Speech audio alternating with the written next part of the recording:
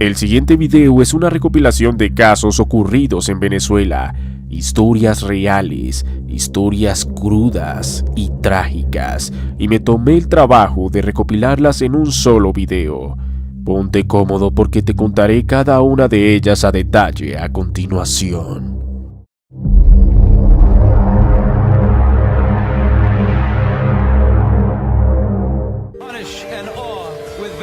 Este es un caso muy famoso y del que se habló bastante en aquel entonces en todos los medios, principalmente de Venezuela, pues la noticia de que la exganadora de Miss Venezuela 2004 había sido asesinada en las calles de su país natal dejó consternado a todos. ¿Qué llevó a que alguien atentara contra su vida? Los hechos ocurrieron justo el Día de Reyes, es decir, el 6 de enero del 2014. Mónica, quien también era una reconocida actriz que en ese momento vivía en Estados Unidos, estaba de vacaciones recorriendo Venezuela junto a su esposo Thomas Berry y su pequeña hija. Siendo las 10:30 p.m., la familia conducía por una autopista del estado de Carabobo cuando el vehículo detuvo su marcha abruptamente por una trampa en la vía, instalada por una banda delincuencial con el propósito de robar a las víctimas, como ya lo habían estado haciendo a lo largo de los años. Es entonces que mientras el vehículo iba a ser remolcado por una grúa, llegaron los maleantes. La familia ingresó en el auto y fueron baleados en múltiples ocasiones.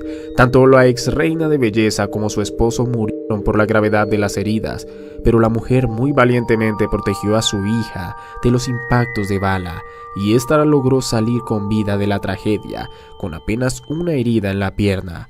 Sin embargo, quedó huérfana después del suceso.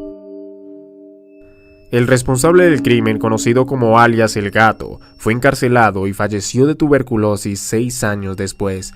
Entretanto, el país suramericano nunca olvidará a quien en su momento le devolvió la sonrisa a todo un país y el acto heroico al dar su vida por su pequeña niña.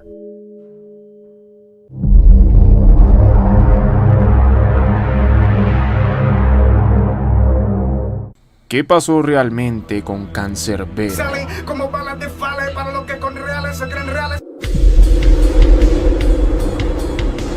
La psicosis. No se muere quien se va, solo se muere quien se olvida. Esa es una de las frases más célebres de Cancerbero, y cumpliendo lo que él mismo dijo en vida, es que esta clase de videos como el mío siguen saliendo.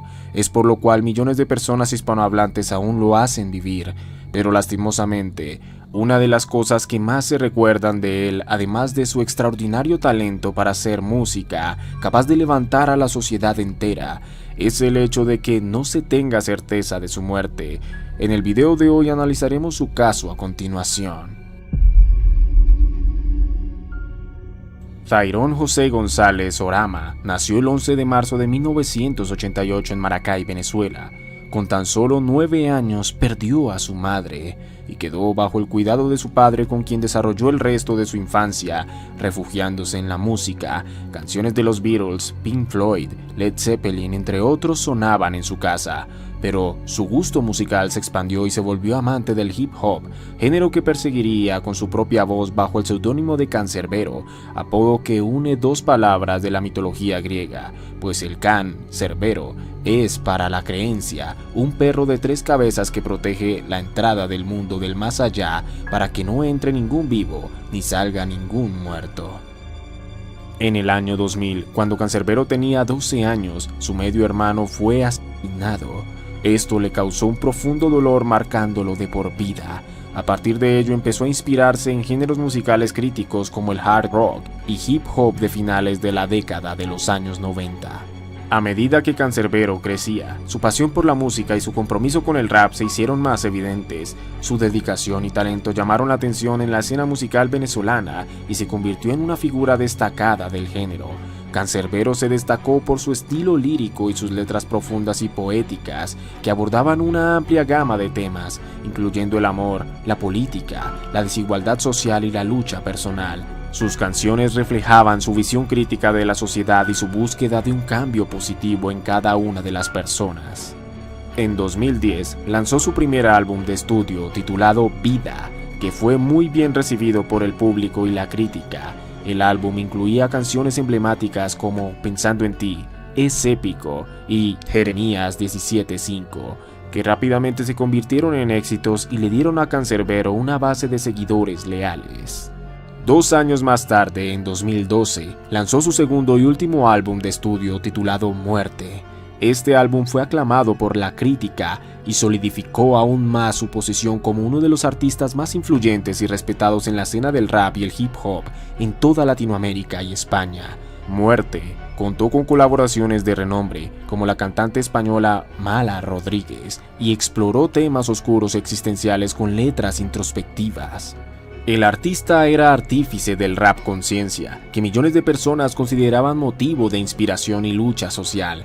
Para este punto, Canserbero se había convertido ya en una leyenda en vida, considerado por la mayoría en el referente hispanohablante número 1 de todos los tiempos en el género. Frases como: se puede mentir a pocos mucho tiempo, se puede mentir a muchos poco tiempo, pero no puedes mentir a todos todo el tiempo. Vivo con el miedo de hacer lo correcto con la persona equivocada o hacer lo equivocado con la persona correcta. Y, al fin y al cabo, la muerte va tan segura de ganar que da ventaja a toda una vida. Se inmortalizaron en sus seguidores junto a otras cientos más. El talento de este hombre era infinito. Lo que no era infinito era su misma vida, por lo que ahora pasaremos a la parte oscura del video.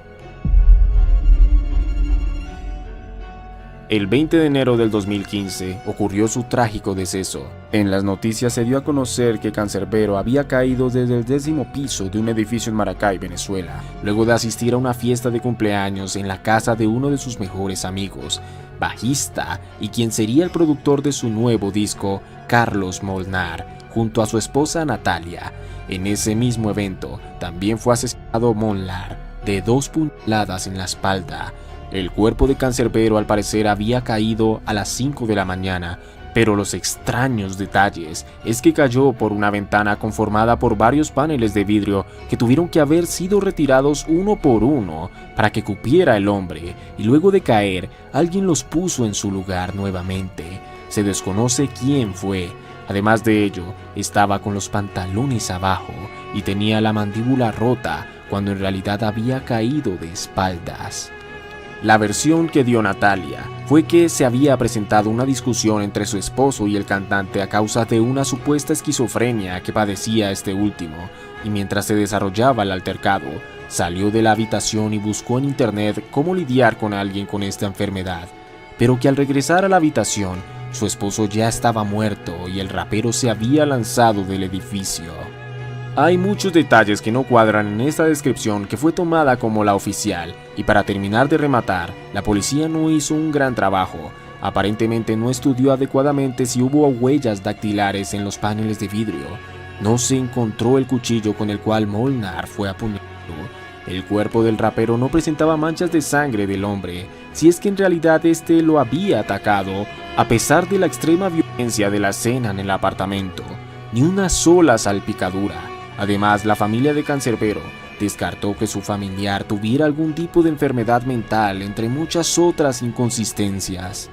Hay varias teorías que sus seguidores y el público escéptico ha barajado durante años, entre ellas, la que más podría casar en la escena, es que Thyron fue encontrado por su amigo en pleno acto con Natalia, por lo que sin poder subirse los pantalones, fue atacado por este que le rompió la mandíbula. Al someterlo, quitó las persianas de vidrio de la ventana y lo arrojó, poniéndolos de nuevo en su sitio. Esto provocó que la chica fuera por un cuchillo y lo apuñalara por la espalda en 2 ocasiones, para luego eliminar el arma y no dar evidencia de ello y de su venganza a sangre fría. Lo que refuerza esta teoría es que no solo el cuchillo jamás fue encontrado, no solo se dilató e encubrió el proceso de investigación, sino que coincidencialmente, justo el día de los hechos, las cámaras de vigilancia del edificio no se encontraban funcionando. Adivina qué, el dueño del edificio al parecer era el padre de Natalia, y el forense encargado de dar el dictamen general del suceso, un buen amigo de la mujer. También hay que decir que hay otras teorías como de que hubo implicados externos que no les convenía al movimiento social que estaba haciendo el afamado artista en contra de las políticas del gobierno. También que alguien se quiso aprovechar de los $6,000 que habían conseguido en la reciente gira de conciertos por Argentina y Chile, y que aunque se encontraban en el apartamento en ese momento, luego no fueron hallados, y muchas otras más. Lo cierto es que son solo especulaciones, porque hasta el día de hoy no se tiene la certeza de lo que realmente sucedió al interior del lugar, y tal vez nunca lo sepamos. Sin embargo, la vida de Cancerbero prevalece en sus letras, en su música, en su mensaje, y eso nadie lo cambiará jamás. Me siento como un loco al tratar de confiar todavía en alguien en el planeta de la hipocresía. No todo es psicosis. Cuídate.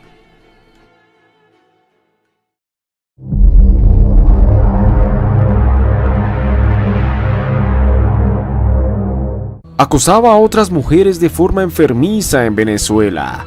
Conoce a Rebeca García, la acosadora de Latillo. ¡Ya! ¡Vete! ¡Vete! ¡Vete! Dexter Psicosis. En estos días se está hablando mucho de Bebé Reno, una serie de Netflix basada en la vida real que retrata la vida de un comediante acosado en cada aspecto de su vida por una mujer. Así como esta, hay otras muy interesantes como You. Sin embargo, en el video del día de hoy, no te voy a contar una de esas series, sino algo mucho peor. La historia real de una mujer venezolana que desde el 2016 se convirtió en toda una pesadilla para decenas de mujeres a las que consideraba atractivas. Y te haré un resumen de algunos de los testimonios de muchas de ellas y en qué terminó todo este rollo a continuación. Rebeca García nació en 1990 en Venezuela. Apodada por sus familiares como La Gorda, trabajaba en una agencia de viajes de nombre Circumil, supuestamente propiedad de su familia, y residía en El Hatillo, un municipio que forma parte del Distrito Metropolitano de Caracas. Además, según datos incluidos en el libro de 560 páginas que Rebeca escribió a una de sus víctimas, sabemos que ella sufrió abusos sexuales cuando era pequeña, incluso dentro de su propia familia. También se hace referencia a su consumo de drogas en varias ocasiones. Estos factores, sumado a un supuesto accidente de tránsito en el que iban ella y su hermano, del que más tarde hablaremos, podrían haber contribuido al desarrollo de un trastorno o límite de la personalidad. Sin contar que, según algunos de sus parientes, ella habría heredado de su abuela materna un síndrome de bipolaridad que también explicaría un poco su forma de ser. En todo caso, las cosas que hacía eran bastante perturbadoras. Aquí algunos de los testimonios de las víctimas que hicieron público en la red social X. Antes de continuar, te agradecería mucho que me ayudes con un like, un comentario o compartir este video. Eso le ayudaría mucho al algoritmo a saber que estos videos son relevantes para la comunidad y poder seguir con mi trabajo. Muchas gracias. La denuncia inicial la realizó la usuaria @cocoaguirre, quien relató que todo empezó hace más de 7 años, cuando ella y Rebeca García asistían al mismo colegio, aunque no se conocían ni eran amigas, ya que Rebeca es 5 años mayor. Esta logró obtener su información personal, incluyendo dirección, teléfono y correo electrónico.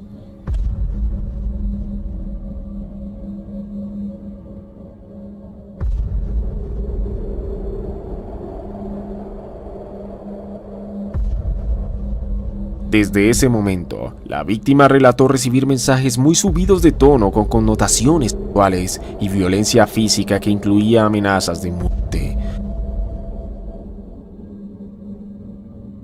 Además de ello, incluso grafiteó la calle al frente de su casa para hacerle notar que no la dejaría en paz ni en sus sueños. Una situación muy salida de control en la que cualquiera temería por su vida. No obstante, la afectada dijo en su hilo de X que la policía no tenía motivos suficientes para detenerla y que, dada su condición mental, no podían intervenir tampoco, ni siquiera teniendo como evidencia este libro que literalmente tiene el nombre de la víctima en el título y que describe en 560 páginas cómo le haría cosas obscenas a ella y a otra de sus víctimas, describiendo a detalle además cómo acabaría con sus vidas de forma enfermiza. todo se volvió cada vez peor, a puntos solo comparables con películas y series de stalkers. Es en ese punto donde Coco Aguirre comparte estos perturbadores videos y fotos de Rebeca, montándose incluso en el capó de su auto. ¡No, no, no! ¡No!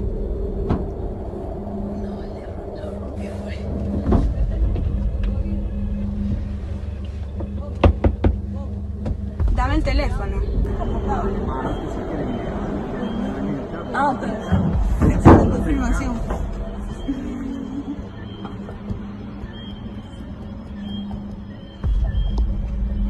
Ay, se me perdió mi anillo de boda. Supongo que no soy católico.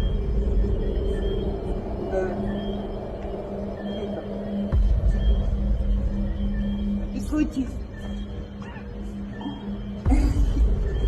¿Cómo las agarro?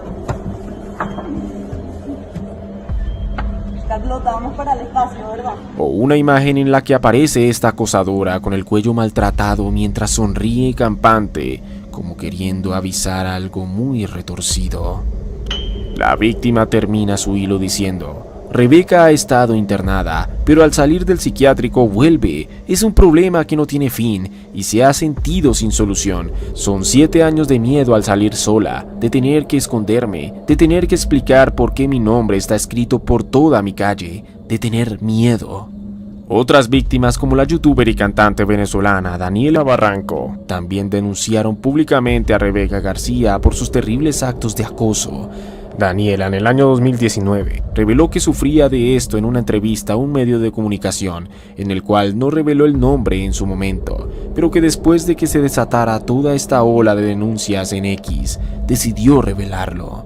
Ha ido a mi casa en la madrugada, me ha lanzado piedras a las ventanas, mensajes de sexuales horrorosos, entre otras cosas que ha mandado por ahí, notas de voz amenazantes, las persigue a su casa. Además de ella, la comunicadora venezolana Ani de Trindade también contó que desde el 2020 ha sido acosada por Rebeca García, quien le escribe por Instagram y correo electrónico hasta 70 veces al día, mensajes obscenos como los siguientes.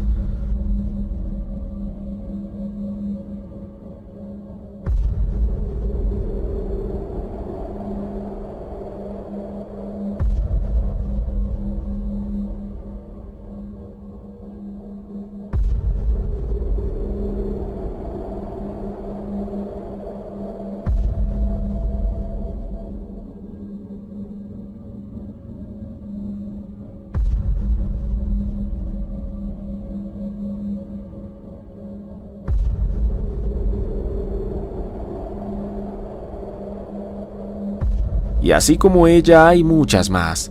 Días después, otra usuaria, @Neema, relató que comenzó a recibir comentarios obscenos en sus fotos desde una cuenta anónima, la cual optó por ignorar y bloquear. Sin embargo, luego empezó a recibir correos electrónicos y comentarios constantes desde otras cuentas. En una ocasión, mientras trabajaba en un festival de música, Rebeca se presentó en su puesto y le entregó a su hermana menor una carta en la que describía cómo quería llevarla a su apartamento y quitarle la ropa. He de mencionar que esta última víctima fue aquella a la que también incluía en su libro con Coco Aguirre, mencionando las aberrantes intenciones que tenía con ambas. Pero eso no es todo. ¿Recuerdas que al principio del video te mencioné un hermano de Rebeca, quien también habría estado involucrado en un accidente de tránsito con esta? Bueno, pues este hombre llamado Francisco García comparte cosas en común con ella. De hecho, una de las víctimas contó que lo descubrieron tomando fotos a niños en el baño de un club llamado La Lagunita y de acosar a otras mujeres desde diferentes cuentas falsas en Instagram. También compartía imágenes decoradas de formas extrañas con nombres de mujeres y hasta afirmaba haber hecho un pacto con el diablo. Los hermanos estaban aterrorizando a las mujeres en Caracas y se sabe que consumían sustancias ilegales. Hay evidencia en cámara que lo demuestra, tanto de Rebeca como de Francisco, al que incluso se le tomó una foto en la que se ve a un policía reteniéndolo mientras este se encontraba descalzo. Gracias a la viralidad del caso, el Ministerio Público de Venezuela emitió una orden de arresto internacional contra los hermanos García, que habían huido a España para evadir a la justicia, pero incluso allá, concretamente en la zona de Valdebebas, en Madrid, seguían teniendo comportamientos inapropiados con niños y la denuncia de la comunidad permitió su arresto provisional sin derecho a fianza. En las próximas semanas se sabrá el destino que les aguarda por sus múltiples delitos o si gozarán de cierta inmunidad por su supuesta condición mental. El tiempo lo dirá. Es así como terminamos con este escalofriante caso. Si estás pasando por lo mismo que las víctimas mencionadas en este video, no dudes en denunciar y alejarte de aquel que parece no dejarte en paz. Actuar a tiempo te puede salvar de una situación peor. Porque recuerda, no todo es psicosis. Cuídate.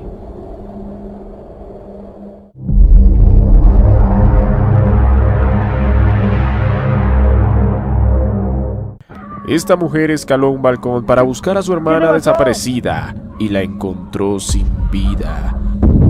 Este es el horrible, triste y estremecedor caso de Sarais González. Aquí que está la boca. ¡Ay! ¡Ay! ¡Ay! ¡Ay! ¡Ay!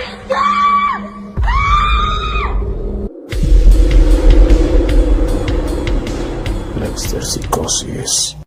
No hay cosa más mística que un presentimiento, un sentimiento que hemos experimentado todos, pero es algo que resulta aterrador cuando se trata de uno muy malo. Esto es lo que sintió la hermana de la protagonista de este caso, un presentimiento que la llevó a una búsqueda que nadie querría hacer. Sarais González nació en el estado de Zulia, en Venezuela. Estando muy joven emigró a Chile, como lo han hecho miles de venezolanos en los últimos años. En dicho país vivía junto a algunos familiares con los que era muy unida, en especial con su hermana. Además, solía publicar mucho en sus redes sociales, mostrando lo alegre y extrovertida que la caracterizaba. En 2024, la joven de 22 años volvió a contactar con un amigo y novio de la infancia de nombre Jason Barrios, con quien volvió a retomar una amistad, ya que él vivía también en Chile. Sarais no sabía, pero ese reencuentro marcaría su destino. Pero ¿quién era Jason Barrios y por qué también estaba en Chile? Bueno, Jason nació también en Zulia, Venezuela. El hombre vivió en su país hasta 2021, cuando por redes sociales volvió a contactar con su exnovia de nombre Argelis Molero, que estaba radicada en Chile. Tomaron la decisión de retomar aquella relación y el hombre viajó al país austral para vivir juntos. Al principio la relación pasó por momentos muy felices, pero cambió con el pasar del tiempo, ya que Jason empezó a mostrar su naturaleza contra Argelis, llegando a agredirla en numerosas ocasiones, al punto que en julio de 2024 terminaron debido a una golpiza que mandó a la mujer a urgencias. Por ese tiempo Jason estaba en contacto con Sarais, quien, ajena de lo que había pasado o quizás haciéndose la de la vista gorda con aquellos sucesos, no hizo caso a las advertencias de Argelis, quien intentó advertir a Sarais de la clase de hombre que estaba dejando entrar nuevamente a su vida, además que era un consumidor de sustancias psicoactivas y un delincuente. Lamentablemente, por no hacer caso a estas red flags, la mujer tendría un destino terrible que la llevó a aquel fatídico día por la cual la estamos citando en este video. Jason, que trabajaba de repartidor, vivía en un apartamento en Temuco, mientras que Sarais lo hacía en Maipú, región metropolitana de Santiago. Así es como el 21 de febrero de 2025 la joven de 22 años viajó a Temuco para encontrarse con Jason, que aún hoy no estaba claro si ya era su novio o no. Lo cierto es que la familia el 22 de febrero recibió la ubicación del apartamento donde estaba alojada. Esto sería lo último que su familia sabría de ella. Los días pasaron y no había alguna novedad de la joven, que también se ausentó de las redes, a diferencia de Jason, que publicó el 23 de febrero, un día después de la última publicación de Sarais. La hermana y su primo viajaron en busca de su familiar. Yendo puntualmente al apartamento de Jason, al no tener respuesta denunciaron los hechos a la policía de Carabineros para que estos pudieran agilizar la diligencia en el condominio del edificio Milano. 2 veces tocaron en aquella puerta, pero no les contestaron. Los familiares estaban muy preocupados e inquietados por la falta de acción de las autoridades, que se excusaban con no tener una orden de cateo para registrar el lugar. Aquí el tiempo pasaba y la desesperación de la hermana se hacía cada vez más insoportable, pues presentía lo peor y desafortunadamente no estaba equivocada. Vámonos al día de los hechos. Corría el 1 de marzo de 2025 y la hermana de Saraiz estaba tan desesperada por la falta de acción de la policía y de saber de su hermana que con ayuda de su primo decidió escalar hasta el balcón del segundo piso donde estaba el apartamento. Ya no aguantaba más.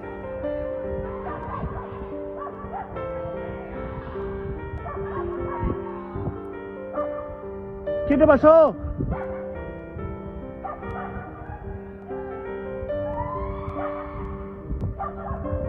Hoy. Chica. Los gritos de la mujer alarmaron a los vecinos que documentaron la maniobra.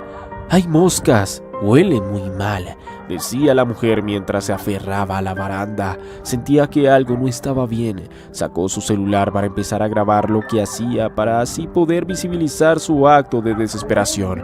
Una vez dentro, junto a su primo, abrieron desde el interior a la policía de carabineros que los asistió en la búsqueda. La mujer que grababa localizó la habitación donde salían las moscas y con horror identificó el cuerpo inerte de su hermana Saraiz en una esquina de la habitación, en un alto estado de descomposición.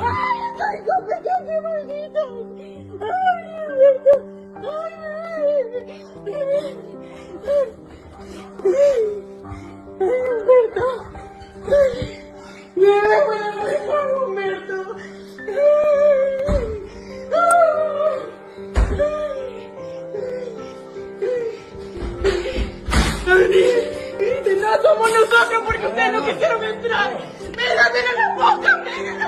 ¡Se lo dije! ¡Se lo dije! Aquí no hay nadie. Aquí que están las bocas. ¡Ahí! ¡Ahí! ¡Ahí! ¡Ahí! ¡Ahí está!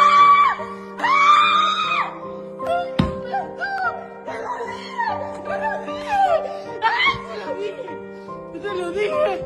¡Te lo dije! ¡Te lo dije!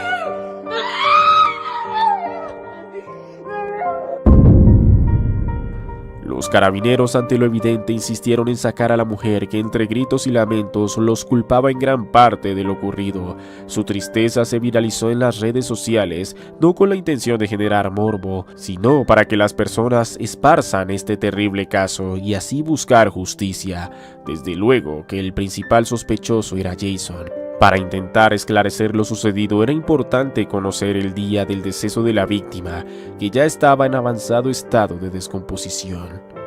Al intentar localizar al sospechoso, se enteraron que este ya estaba bajo custodia por un delito no relacionado. Al parecer, el sujeto entró sin permiso a un inmueble y atacó a otro hombre, causándole heridas muy graves, dejándolo ciego de un ojo y en cuidados intensivos. Esto el día 25 de febrero, 6 días antes del hallazgo del cuerpo. Hoy se esperan los resultados de la autopsia de la víctima para establecer la ruta de tiempo y poder vincular formalmente a Jason, que cabe aclarar hoy no está imputado por este aparente delito, ya que aún no hay certeza de su participación, aunque los hechos apunten a ello. Hasta la fecha de grabado este video aún no se tiene resolución del caso y de quién o quiénes son los responsables, ya que la víctima presentaba varias heridas con distintas armas blancas, lo que podría sugerir la participación de más personas en el hecho.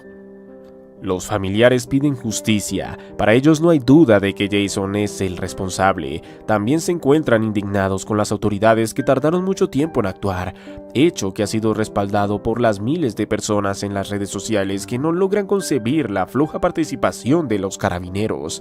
Hay que recalcar que ellos tenían la posibilidad de llamar al juez para pedir acceder a la vivienda de forma express, dadas las urgencias y características del caso.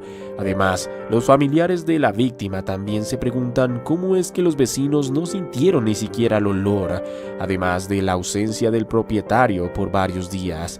Quizás se haya podido hacer algo si se hubiese actuado con premura, o la suerte ya estaba echada cuando la joven de 22 años partió al encuentro con este sujeto.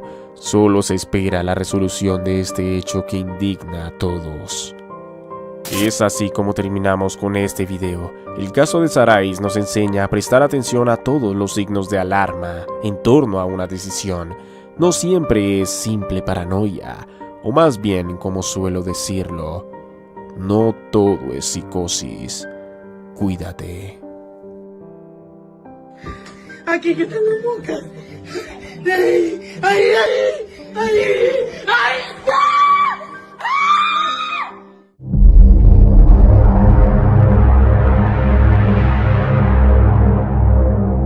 Un brazalete maldito la mató. Este fue su último video antes de morir.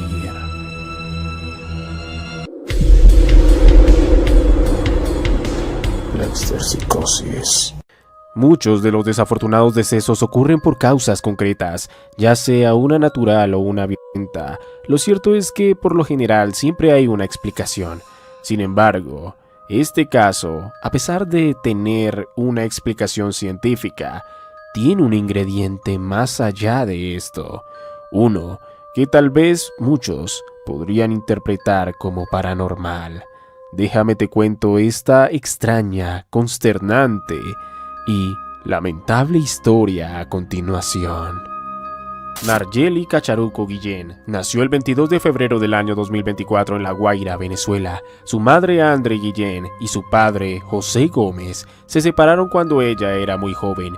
Ambos hicieron sus vidas con nuevas parejas. Su mamá quedó con la tutela de la menor junto a su nuevo esposo, que le dio su apellido. Además tenía una hermana menor por parte de su madre con la que se llevaba muy bien. De su infancia se sabe muy poco, aunque sí se sabe por boca de sus familiares, entre ellos su madre, que Narjeli era muy extrovertida. Le gustaba pasar tiempo con sus compañeros, practicaba deporte y sacaba buenas calificaciones en la escuela, pese a que muchos decían que la pequeña tenía un déficit cognitivo, algo que desmintió. Además sufría de asma y desmayos cuando se veía sometida a estrés, lo que se le atribuía netamente a su condición mental y no física. Sin embargo, esto era poco para lo que le pasaría en un momento en el que llegó alguien nuevo a su vida. En 2019, cuando Narjeli tenía 15 años, se mudó una joven de 19 llamada Stephanie Rodríguez Jiménez, que se hizo amiga de la menor, a pesar de su diferencia de edad. Andre, su madre, no veía con malos ojos esta relación, permitía que compartieran tiempo juntas, hasta solía quedarse a dormir en casa de Stephanie y viceversa.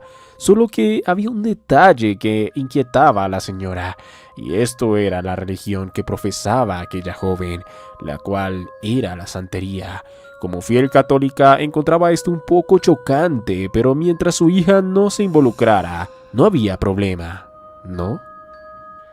Tiempo después, Stephanie invitaba a Narjeli a rituales en la playa, diciendo que se trataba de un juego, ocultando la naturaleza de este para tratar de iniciar a la niña. Un día de diciembre de 2019, la madre de Narjeli regresó muy tarde del trabajo desde Caracas, que estaba a 30 kilómetros, y vio a su hija con un brazalete característico de la santería. Eran los mismos colores y las mismas características. Esto, por supuesto, disgustó a la mujer, que exigió a su hija dar este objeto para luego deshacerse de él. Sin embargo, es aquí donde comienza todo lo extraño. El detonante de un calvario, según su madre, empezó después de eso. Por supuesto que esto acabó con la relación de su hija con su amiga. Al día siguiente, Narjeli empezó a comportarse rara. Estaba sin energía. Quería pasar todo el día durmiendo y hasta se negaba a comer, algo que preocupó a la familia, ya que ella era alguien muy activa. Con la excusa de levantarle el ánimo, su padre, que vivía en Caracas, la mandó a traer. Pero mientras esperaba el bus, la niña de 15 años se desmayó. A pesar de esto, y cuando se recuperó, pasó unos días con su progenitor con total normalidad. Lástima que al regresar a La Guaira volvió a agravarse. En este punto no quedó más opción que llevarla ante un doctor, que al hacerle exámenes descartó cualquier enfermedad. Es más, estaba entre los valores normales de alguien de su edad. Pero ella seguía desmayándose cuando salía a reunirse con su padre. Tuvo otro más el 30 de diciembre, que obligó a la madre a llevarla al hospital porque le tomó casi un día entero reponerse. Pero cuando lo hizo, su comportamiento realmente los aterró. Su mirada estaba perdida, como si estuviera en trance. No quería alimentarse, actuaba de forma agresiva ante los estímulos y no hablaba, solo balbuceaba. Esto llevó a creer a los familiares que posiblemente se trataba de un embrujo sobre ella, culpando a su amiga de hace unas semanas, Stephanie. La menor fue llevada a círculos de oración sin mostrar alguna mejoría. Allí es donde su padre saca este video que se hizo tan viral, donde se le ve con la mirada perdida, intranquila y visiblemente afectada por lo que muchos creen era una posesión.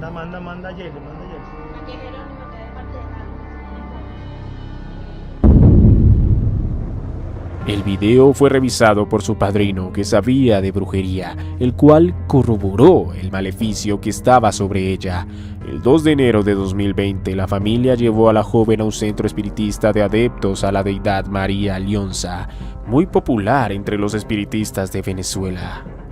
Al ser sometida a rezos parecía que mejoraba, pero rápidamente volvía a recaer cuando regresaban a casa. Esto hizo que volvieran por 9 días más con rezos ininterrumpidos para curar su condición, que incluía sumergirla en un río cercano en horas de la noche. Desafortunadamente, Nargeli no soportó y en la madrugada del 11 de enero falleció súbitamente. Los padres llamaron de inmediato a las autoridades, que a primera vista dijeron que su deceso se debió a una falta respiratoria, atribuido al hecho de ser sumergida en aguas frías a tan altas horas de la noche.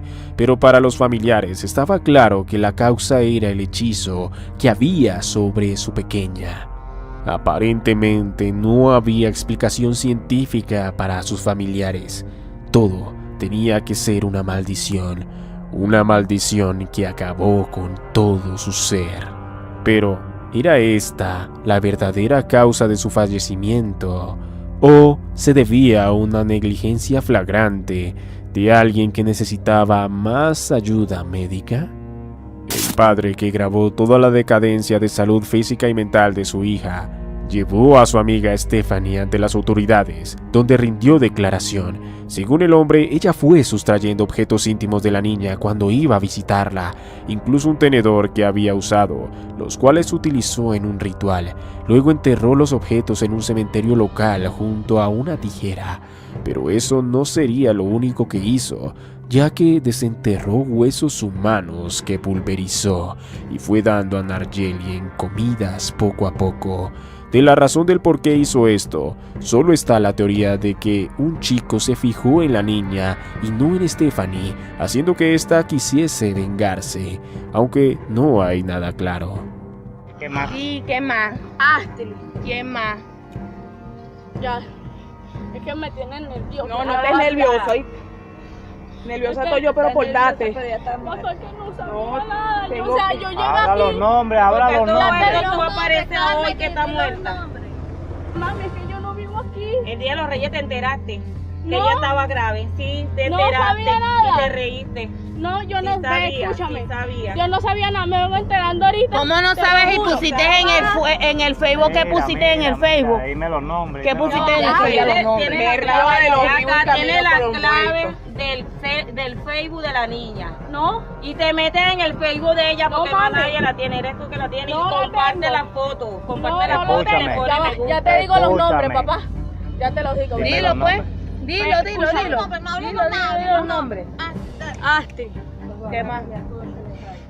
No, ya no se va a ir. Se va a llamar Milka, vos. Se va a ir. Habla, Astrid, ¿quién más? Estén buscando a Andri. Astrid, Mirka, ¿qué? Habla. Ya les voy a decir los nombres, te lo juro. Pero ella, para fuera rápido. No, mami, lo que pasa es que ven. Rápido, porque la que va a quedar comprometida eres tú. Habla los nombres. Astrid, habla. Una chama que está en Colombia que, no sé, ya se desapareció. ¿Cómo se llama? ¿Quién fue que le hizo Ella el se trabajo? llama ¿Quién fue que le hizo el trabajo? Astrid, pero la chama no está aquí, la chama está fuera del ¿De país. dónde es esa chama? La chama es de Caracas. También es de Caracas. O sea, que toditas las que le Pero hicieron el yo, daño, ellas son de escúchame, Caracas. Todas son de escúchame. Caracas. Yo no soy de aquí, vi. ¿Y tú estabas? Porque yo la fui a acompañar a ella, pero no sabía todo esto. Los estudios forenses revelaron que la causa del fallecimiento era por insuficiencia respiratoria que le causó una hipoxia, haciendo que llegara poco oxígeno a su cerebro, que falló. Esto explicaría tal vez el porqué de sus alucinaciones. Todo esto fue debido a una neumonía que se cree contrajo por las repetidas inmersiones en el frío río por la noche, sumando a su malnutrición y quizás tal vez por una posible bacteria adquirida por la ingesta de la tierra con polvo de hueso humano, incluso que padecía de esquizofrenia o algún trastorno mental. Los familiares niegan tajantemente que la razón de la pérdida de su familiar haya sido por otras razones distintas a la de una brujería. Dijeron que solo la llevaron al centro espiritista 2 veces, el 2 de enero y la noche previa a su deceso. La menor estaba en su casa esa madrugada fatídica. Por otro lado, las autoridades dejaron libre a Stephanie, ya que no había ninguna razón por ley que la mantuviera privada de la libertad, y mucho menos una religiosa. La mujer de 19 años abandonó el país y su paradero es desconocido. Este caso sigue desconcertando a muchas personas debido a la naturaleza paranormal que algunos atribuyen. ¿Ustedes qué opinan de todo esto? ¿En verdad se debió a fuerzas ajenas a nuestra comprensión? ¿O todo fue por descuido de sus familiares, que en el afán de curar a su ser querido terminaron por hacerle peor? Esto definitivamente nos replantea que no todo es psicosis. Cuídate.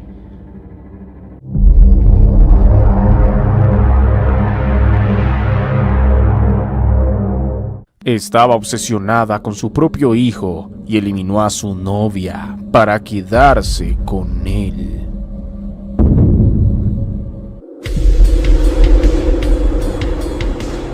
Psicosis. La búsqueda de una joven venezolana de una vida mejor en otro país no terminaría de la mejor manera, pues su naciente familia se quedaría sin su compañía a manos de alguien muy cercano, alguien que vivía en el mismo techo. Este es el caso de Stephanie Morales.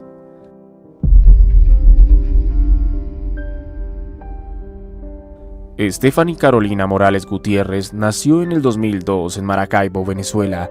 De su infancia se sabe poco al día de hoy. En 2019, a sus 17 años, emigró, como lo han hecho miles de familias venezolanas, a Chile. Es en ese país que la joven logró, junto a su familia, tener un mejor nivel de vida. En 2021 empezó a trabajar en el Hospital Base San José de Osorno, ciudad en donde se estableció. En su lugar de trabajo conoció a quien sería su futura pareja, Daniel González Cortés, con quien congeniaría casi de inmediato y comenzaron una relación sentimental. Ya para 2023 la pareja tuvo una hija. Stephanie vivía con sus padres en Osorno, pero en 2023 se mudaron a otra ciudad, dejando a la mujer y su hija con la única opción de quedarse en casa de su pareja, ya que se quedaría sola mientras aún trabajaba.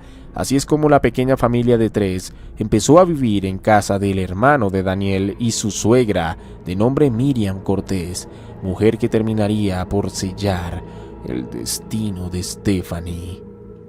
Al principio la dinámica en la casa era tranquila, pero con el tiempo las cosas empezaron a ponerse muy tensas entre Stephanie y Miriam, que solían reñirse por casi todo, como la forma en la que debían criar a la niña.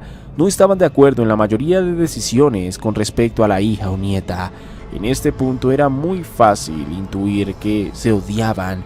Miriam soportaba a su nuera porque amaba mucho a su nieta, al igual que mantenía una actitud muy cercana y posesiva con su hijo, como si éste aún tuviera 10 años. Una obsesión muy marcada y que terminaría por desencadenar una tragedia. Daniel siempre se encontraba en una encrucijada con el comportamiento de su madre y esposa, pues no sabía a quién apoyar, ya que si se decantaba por una de ellas iba a recibir reclamos de la otra. La relación era insoportable y Stephanie quería irse a vivir sola junto a su hija y pareja, por lo que decidieron buscar un apartamento para ello.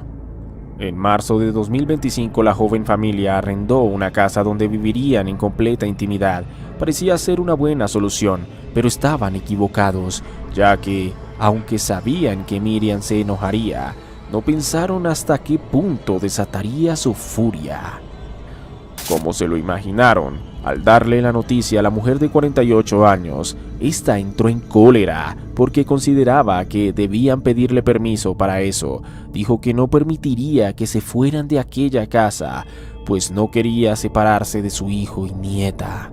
Pero las cosas estaban ya decididas y solo faltaban unos días para irse al apartamento que ya estaba preparado para su llegada. Lo que no sabían era que Miriam tenía otros planes para ellos, uno que cambiaría todo. En vísperas de la mudanza, vecinos vieron a la niña de 2 años jugar muy sonriente con su abuela, que no cabía de la dicha, imagen que quedaría en la retina de los lugareños, que no imaginaban lo que estaba por venir. Vámonos al día de los hechos. El miércoles 26 de marzo de 2025 fue el día en que testigos vieron a la abuela jugar con su nieta. Ese mismo día, Daniel y su hermano saldrían para jugar un partido de fútbol y luego visitarían a su abuela, dejando sola en casa a Stephanie, la niña y su madre todo el día. Ya para la madrugada del 27 de marzo, Daniel retornó a su casa encontrando a su madre y a su hija, pero de su pareja no había rastro. Al preguntar por ella, Miriam le dijo a su hijo que se había ido y no había regresado. Por ello es que Daniel salió a la calle a buscarla muy preocupado. No era normal que se fuera sin dejar rastro, y mucho menos que no contestara su teléfono ante las llamadas y mensajes insistentes de él. Cansado, sin saber nada de su pareja, recibió un mensaje que venía del celular de su esposa, pero quien en realidad lo enviaba no era ella, sino que era su madre. Este decía: «Ella ya no te hará más daño». El hombre regresó a casa para interrogar a su madre, que le dijo fríamente: «La maté, se encuentra en el basurero». Daniel no daba crédito de lo que estaba oyendo decir de su propia madre, así que decidió llamar a la policía para que con la confesión revisaran la casa. Al llegar, las autoridades comenzaron la búsqueda, que terminó con el hallazgo de un cuerpo que corresponde a Stephanie en un contenedor de basura enfrente de la casa. Tanto el hombre como su madre y principal sospechosa fueron trasladados para ser interrogados. Su madre le señala: ella ya no te hará más daño, con lo cual le consultó a qué se refiere señalándole y dice: la maté, se encuentra en el basurero.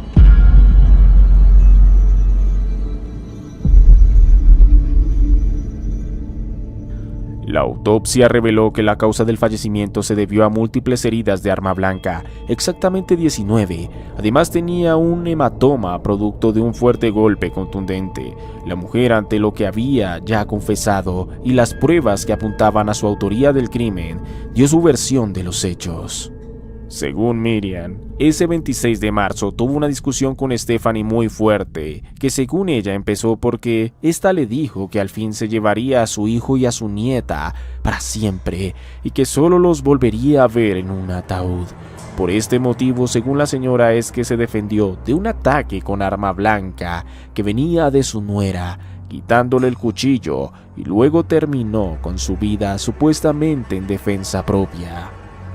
Esta declaración no convenció a casi nadie, pues creían que estaba mintiendo para justificar su accionar. Aún no se sabe cómo ocurrieron exactamente los hechos, pero se cree que el ataque fue premeditado, planeado, pues la mujer de 48 años limpió perfectamente la escena. Además, envolvió muy bien el cuerpo con bolsas negras para arrojarlo en un contenedor de basura, y por si fuera poco, manipuló el celular de la víctima con total tranquilidad. Las versiones más aceptadas por las autoridades se refieren a un ataque sorpresa de Miriam con un objeto contundente a la cabeza de Stephanie, que debió quedar inconsciente o mínimamente aturdida. Luego la mujer tomó un cuchillo y con extrema frialdad atacó 19 veces a la chica en torso, cuello y cabeza, terminando finalmente con su vida. Luego envolvió el cuerpo, lo arrojó en la basura, se cambió de ropa, limpió la casa y se deshizo del arma homicida, la cual aún no se ha encontrado. La imputada actuó sobre seguro, en el sentido de que ella sabía que los hijos no estaban en la casa porque habían ido a jugar un partido de fútbol, estaba sola con la víctima, y además de ello sabía que sus hijos posteriormente se iban a ir a ayudar a guardar leña a su abuela, por lo tanto en varias horas no llegaría. Junto con ello se estableció también que lo que señala el servicio médico legal es que la víctima habría recibido un primer impacto en la cabeza, en la zona de atrás de la cabeza, por lo tanto fue atacada desde atrás y posteriormente habría recibido una serie de puñaladas, alrededor de 18 puñaladas, tanto en la parte del cuello como también en tórax y rostro.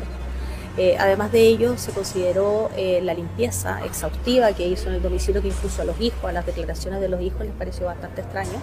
El cambio de ropa que tuvo, porque encontramos efectivamente las ropas con sangre, y además la utilización del propio teléfono de la víctima, que cuando la llamaba a su pareja, el hermano de ella, le contestó varias veces y fue la imputada la que contestó, y efectivamente encontramos el teléfono de la víctima en el armario de la imputada en su pieza. Por lo tanto, además manipuló el teléfono para evitar el descubrimiento del cuerpo. Por lo tanto, todos estos antecedentes se sumaron a una calificante, digamos, para agravante de pena, y es calificante en el caso del homicidio, para justamente entender que la conducta de la imputada, además de causar muerte a la víctima, era también evitar que los hijos descubrieran el cuerpo dentro del basurero al cual ella lo había echado al interior de una bolsa de basura. Algo horripilante de esto es que la pequeña de 2 años fue testigo en todo momento de lo que aconteció en aquella casa de Osorno. Daniel recuerda haber llamado a su madre ese día y escuchar a su hija llorar de fondo. Jamás pensó que podía deberse a lo que la niña había acabado de presenciar: el final de su madre a manos de su propia abuela. Los padres de Stephanie se trasladaron a la ciudad para darle un triste final a su hija, que abandonó el mundo a muy corta edad, no sin antes exigir justicia por la mujer que también dejó a una pequeña de 2 años. Las autoridades aún intentan determinar si hay algún otro involucrado, ya que no creen algunos que la mujer fuera capaz de llevarse sola el cuerpo a un contenedor de basura. Por otro lado, también se presionan a las autoridades que investiguen al esposo de la víctima, que había discutido en los últimos meses con su esposa. Algunos creen que posiblemente su madre lo estaría encubriendo. Sea como sea, aún no hay nada claro hasta que las pesquisas finalicen. Al ser un caso muy reciente, aún se deben considerar otras pruebas sujetas a la investigación antes de llevar el juicio y el dictamen final. Los familiares de la víctima exigen la custodia de la menor porque consideran que su seguridad no está garantizada junto al padre. El 29 de marzo se le dio el último adiós a la joven de 23 años, dejando devastada a la familia, que nos explica cómo pudo suceder esto. Hasta junio o julio del presente año sabremos las decisiones que se tomen en contra de la involucrada y sus hipotéticos cómplices. Es así como terminamos con este video. Lamentablemente es un caso muy común. En este momento, algún desafortunado debe estar sufriendo por una pelea entre su madre y su esposa, por celos o, como dicen algunos, por mamitis. Sin embargo, sepan que estas cosas pueden evitarse a tiempo. Nadie quiere que escalen a un punto sin retorno, un punto cuyo desenlace se parezca al de este video. Porque recuerda, no todo es psicosis. Cuídate.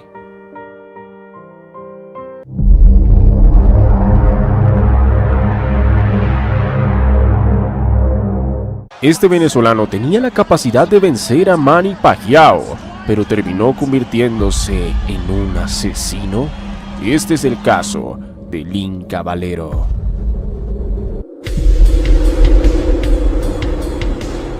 Psicosis.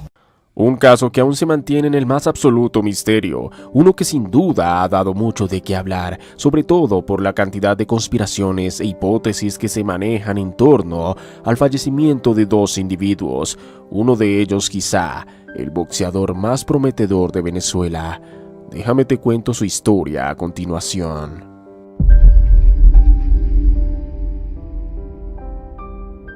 Edwin Antonio Valero Vivas nació el 3 de diciembre de 1981 en Vigía, Mérida, Venezuela. Su madre era Eloísa Vivas, ama de casa que dio a luz a 5 hijos, y su padre, Domingo Valero, era un chofer de camión. Este hombre terminó abandonando a su familia cuando el pequeño tenía 7 años, por lo que junto a su madre debía mantener a su familia. Este entorno humilde hizo que se saliera de la escuela a los 11 años, pese a la oposición de su madre, que le decía que debía ser alguien en la vida y por eso tenía que estudiar. A muy temprana edad se vio obligado a trabajar en lo que pudiera, como vendedor de fruta en la calle o repartidor, domicilios que hacía en su bicicleta y de la cual se volvió un experto arreglando. Es por eso que su madre le consiguió un trabajo como mecánico de bicicletas. Su jefe, un hombre que en su pasado practicaba el boxeo, le dio a conocer por primera vez este deporte, pues le gustaba escuchar sobre las historias del exboxeador.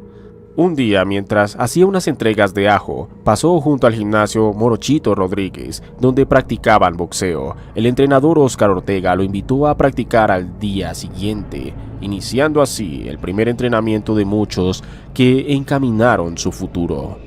A sus 12 años entrenaba incansablemente en el gimnasio. Su entrenador rápidamente vio un potencial enorme en el chico, que, a pesar de su edad, tenía una pegada formidable. Años más tarde incursionaría en campeonatos amateurs, consiguiendo 86 victorias, de las cuales 45 fueron por knockout y solo 6 derrotas. Su futuro como deportista era innegable, más cuando consiguió ser campeón de los Juegos Centroamericanos y del Caribe en 1998 a sus 17 años.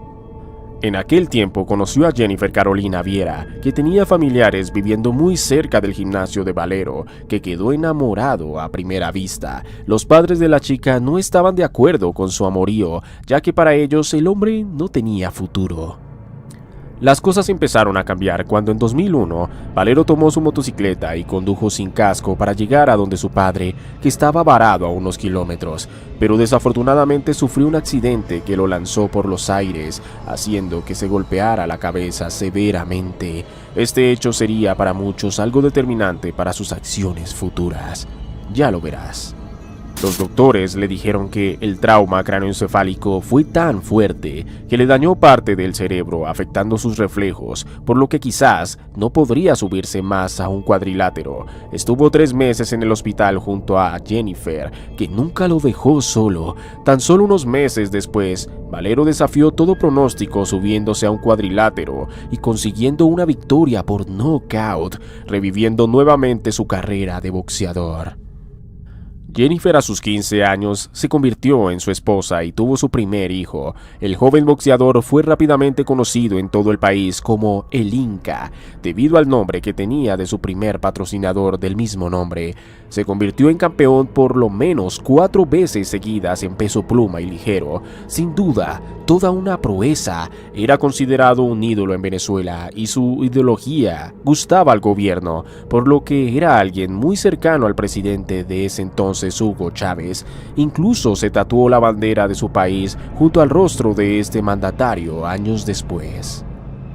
En sus apariciones públicas se le veía muy sonriente y amable, pero tras de esa fachada se escondía otro hombre, y su esposa sí que lo sabía, ya que solía beber mucho alcohol e ingerir sustancias alucinógenas en casi todo momento, haciendo que se tornara violento y errático.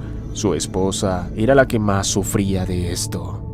Ya a esta altura, tenía 2 hijos. Su última hija nació en Estados Unidos cuando estaba disputando algunas peleas. Allí, el boxeador descubrió que su agente le robaba el sueldo y decidió regresar nuevamente a su país. En 2009, su madre y hermana lo denunciaron por haberlas golpeado. Además, afirmaban que maltrataba todo el tiempo a su esposa, pero él siempre lograba evadir toda clase de líos debido a su influencia con el gobierno y, por supuesto, su dinero. Todo esto habría sucedido en Estados Unidos cuando volvió a ser campeón profesional venciendo al colombiano Antonio Pitalúa, pero días después fue atrapado conduciendo embriagado y por si fuera poco disparó a la pierna de su esposa, hecho que atribuyó a un accidente. Más tarde se le negaría la entrada a dicho país, alegando que una persona mal de la cabeza no podía estar en esa nación, pero algunos atribuyen a que en realidad fue por su preferencia política a Hugo Chávez. A esta altura, Valero llevaba un récord de 26 combates disputados, ganándolos por nocaut, sin tener ninguna derrota. Estaba a la altura de Manny Pacquiao, tanto que se decía que le ganaría sin problema. De hecho, una pelea entre ellos estaba pactada para el 2010, aunque lastimosamente nunca se llevaría a cabo por los terribles hechos que sucederían más adelante. En marzo de 2010, Jennifer fue recluida en el hospital de Caracas por un supuesto accidente que tuvo al caer del tanque de agua cuando intentaba reparar un problema, pero los médicos notaron múltiples hematomas y golpes en todo el cuerpo. Raro para un accidente de este tipo, pero eso no sería lo único, pues Valero llegó al hospital amenazando a los médicos y a su esposa si estos llegaban a filtrar a la prensa lo que todos suponían. Pero fue en vano. Todo salió a la luz y las autoridades arrestaron al hombre, pero como era habitual, salió a los pocos días de nuevo. El colmo de esto fue cuando su esposa, al salir del hospital, negara todas las acusaciones. En cambio, ambos se someterían a una terapia que dejó rápidamente Valero como era de esperarse. Algo terrible, considerando lo que estaría por pasar.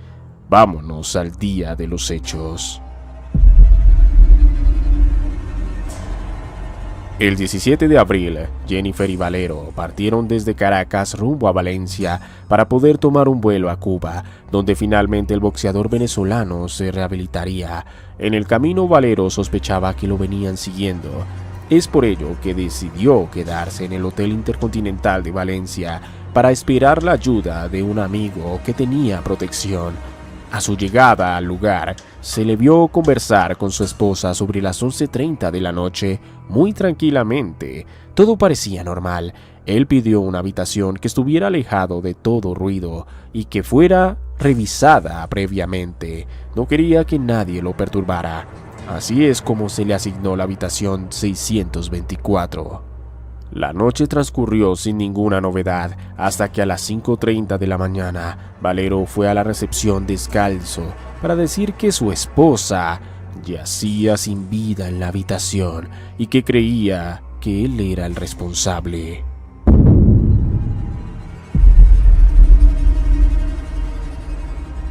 Las autoridades llegaron al lugar donde el hombre los esperó con total tranquilidad. En la escena estaba la mujer de 24 años con una herida en el cuello por arma blanca. La habitación parecía ordenada, dando a entender que no hubo ninguna pelea. En el tapete donde estaba la mujer también hallaron botellas de alcohol y agua. Por supuesto, el piso, la cama e incluso el baño estaban llenos de sangre. El sujeto fue arrestado, confiscándole una maleta con $92,000. Al ser llevado a la dependencia de Carabobo, sus declaraciones fueron un poco contradictorias. Dijo que no se acuerda de lo que pasó, solo que se acostó junto a su esposa, luego de haber estado bebiendo y drogándose. Al despertar la vio en el suelo herida mortalmente, y no estaba seguro de si fue él quien ocasionó esto. Ese día se presentó su manager, al que le manifestó su preocupación por no ver más a sus hijos y le pidió que asegurara el dinero que estaba en el maletín. Esa noche en el centro carcelario, un recluso que estaba en una celda contigua alertó a los guardias por unos sonidos fuertes provenientes de la celda de Valero. Al revisar esa madrugada, se toparon con el hombre colgado. Estaba desnudo, con su boxer en la boca para evitar que hiciera ruido, y la soga fue hecha con unos jeans.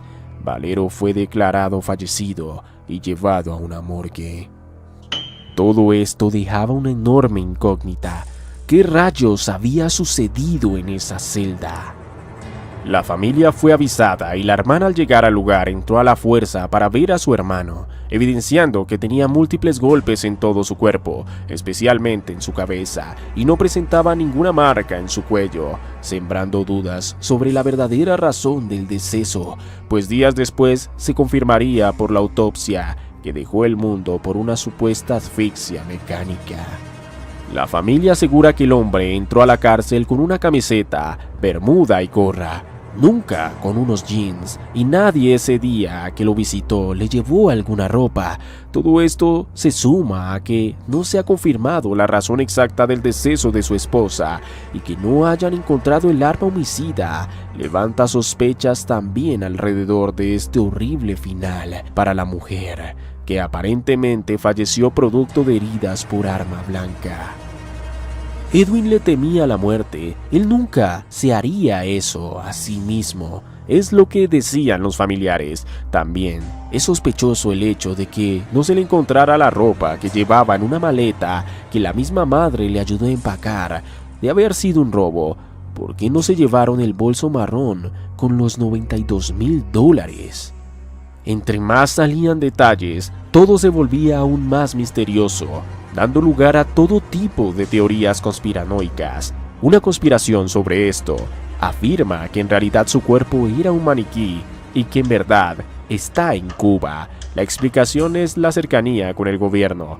La madre del hombre dijo que ayudó a empacar su maleta, pero dicha maleta con su ropa nunca apareció, o que su posible desaparición va encaminada a los detractores del entonces presidente Hugo Chávez, que politizó este hecho en sus discursos. Bueno, yo creo que Venezuela ya estaría, bueno, como el boxeador, el que se atreva a enfrentarse al Inca Valero. Ya está el Inca. ¡Inca! Y trajiste la... Oye, ven acá, chico. Mi compadre el Inca Valero, nadie se atreva.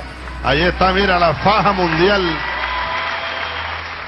Quizá solo uno de ellos estuvo acertado con la vida de este boxeador, que para muchos tuvo su declive a raíz de la lesión en la cabeza. Esto diría: en su brillante carrera como boxeador, dándolo todo por Venezuela, el Inca Valero no conoció la derrota, pero no pudo convertirse en vencedor de sí mismo. Otros detalles de este caso tienen que ver con la compra un día antes del vehículo que Valero usó para viajar a Valencia. Se dice que los mismos vendedores eran los que seguían su vehículo para robarlo, lo cual parece raro, dado que no se le sustrajo la maleta con los dólares. También se dice que el arma blanca usada era un bisturí que el hombre arrojó por el lavamanos, una forma muy metódica para un sujeto que estaba bajo toda clase de efectos psicoactivos, que no usó sus manos de boxeador, sino un pequeño instrumento que arrojó después. Lo cierto es que este sujeto se llevó a la tumba lo que en realidad pasó, o la razón del porqué de sus acciones, que destrozaron la vida de varias familias y dejaron huérfanos a 2 niños. También, por supuesto, dejó un país esperando la gloria de alguien que tenía una proyección a futuro legendaria. Lo último que se supo es que tan solo un mes después su cuerpo fue exhumado porque los familiares no estaban conformes con la investigación, pero que meses después ratificaron el primer dictamen. Esta historia dejó muchas incógnitas y también incluso se hizo una película que se estrenó en el 2016 llamada El Inca, la cual fue censurada en Venezuela. ¿Qué crees que pudo haber pasado con el Inca? ¿Fueron las drogas? ¿Fue su cabeza el que lo traicionó por la paranoia? ¿O fue alguien más? Como bien decimos cada vez que terminamos una historia en este canal, no todo es psicosis. Cuídate.